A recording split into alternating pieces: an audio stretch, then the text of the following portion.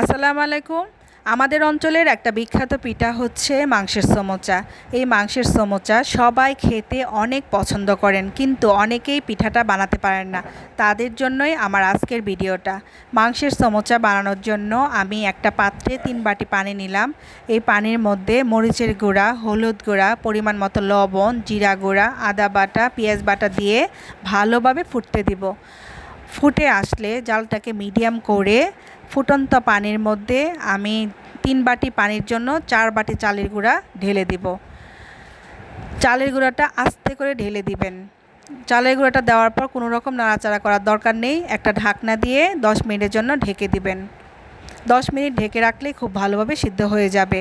আপনারা কাপ কিংবা বাটি যেটা দিয়ে পানি নেবেন, যত কাপ পানি নেবেন তার চেয়ে 1 কাপ বেশি চালের গুঁড়া দিবেন, তাহলেই পিঠার ডোটা অনেক সুন্দর হবে। তো আমার এই পিঠার ডোটা হয়ে গেল। এখন আমি ছোট ছোট রুটি বানিয়ে নেব। রুটিগুলা বানানোর পর একটা চাকুর সাহায্যে 2 পিস করে কেটে পানের খিলির মতো শেপ দিয়ে আগেই আমি মাংসটাকে ঝুরি ঝুরি করে ভেজে রেখেছিলাম, সেই ঝুরা মাংসটাকে দিয়ে মাংসের সমোচাগুলো বানিয়ে নেব।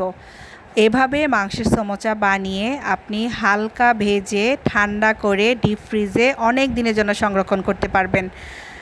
বাসায় হঠাৎ করে কোনো মেহমান আসলে কিংবা বিকালের নাস্তায় এই মচমচে সমোচাগুলো খেতে পারেন। আমার সমোচা বানানো হয়ে গেল। আমি অনেকগুলো সমোচা বানিয়েছি। এখন এগুলাকে ভেজে বিকালে নাস্তা হিসেবে খাবো। তো আল্লাহ আমাদের সবাইকে ভালো রাখুক, সুস্থ রাখুক। ভিডিওটা ভালো লাগলে লাইক করে দিবেন। আল্লাহ হাফেজ।